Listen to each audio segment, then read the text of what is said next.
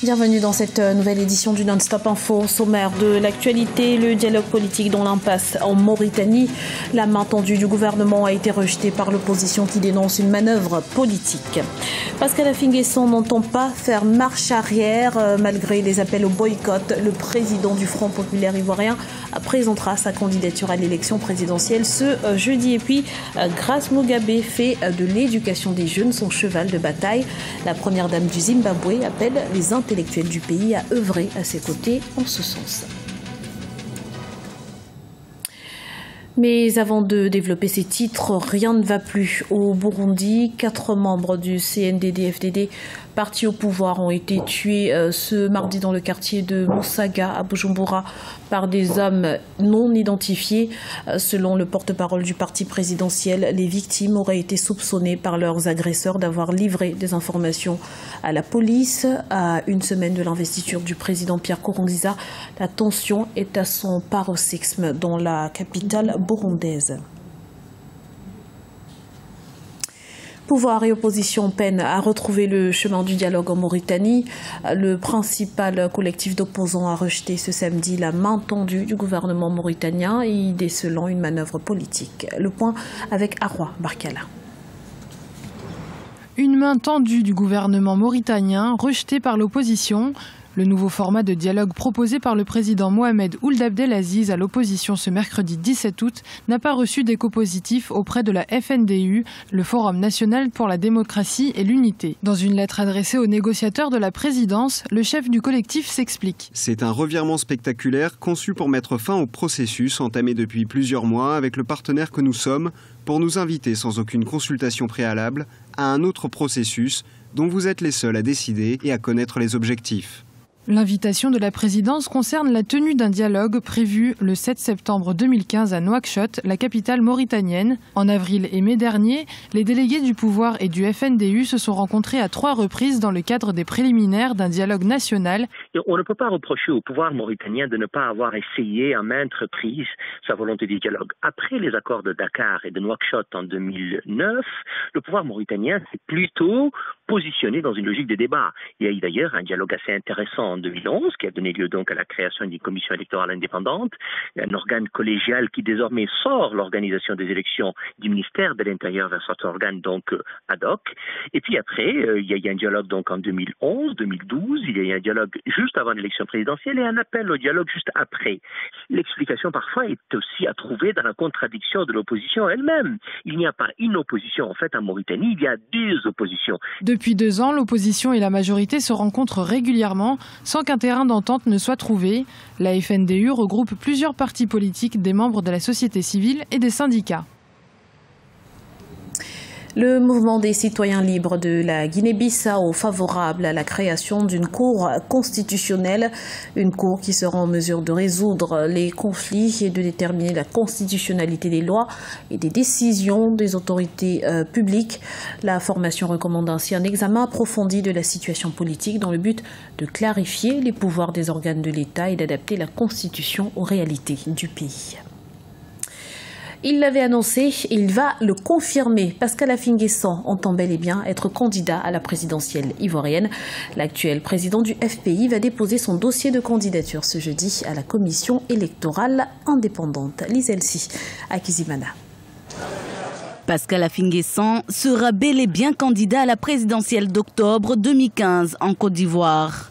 Investi le 8 août par son parti, le FPI, le Front populaire ivoirien, Pascal Affi-N'Guessan confirme qu'il déposera sa candidature au scrutin présidentiel ce jeudi 20 août 2015 au matin auprès de la commission électorale indépendante. Ce sera jeudi à 11h.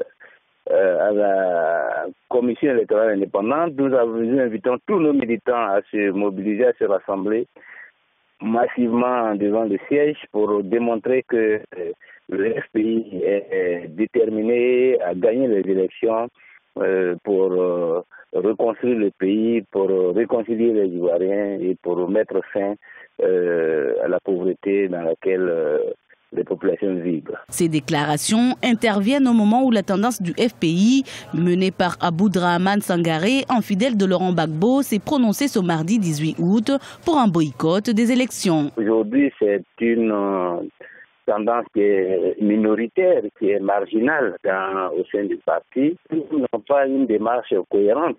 Parce qu'en même temps qu'ils sont dans une logique de refus, ils s'associent dans le cadre de la coalition nationale pour le changement, ils s'associent à des leaders politiques qui ont affirmé publiquement qu'ils vont aux élections. Donc il y a un certain nombre d'incohérences qui font que leur voix est de plus en plus inaudible en Côte d'Ivoire. La grande majorité des Ivoiriens veulent le changement. Le 25 octobre prochain, la Côte d'Ivoire organisera des élections présidentielles. Plusieurs candidats ont déjà déposé leur candidature, parmi eux le président sortant Alassane Ouattara.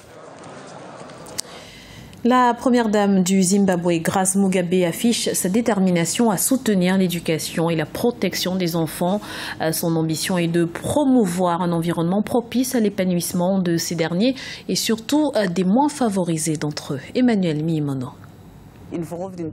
La première dame du Zimbabwe réaffirme son engagement en faveur de l'éducation et de la protection des enfants dans son pays. Grace Mugabe compte promouvoir un environnement où les tout-petits pourront avoir accès à la même éducation et à la même protection.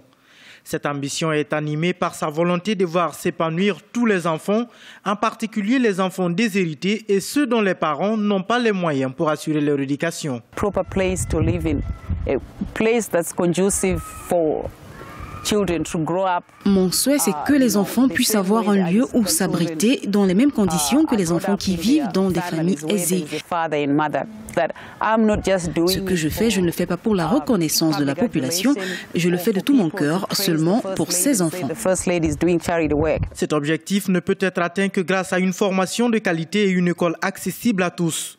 C'est pour cette raison que Grace Mugabe lance un appel aux intellectuels zimbabwéens dans le monde afin de venir participer à l'éducation des enfants qui constituent la relève du pays. La première dame estime que toutes les conditions sont désormais réunies pour favoriser le retour au pays de ses cadres.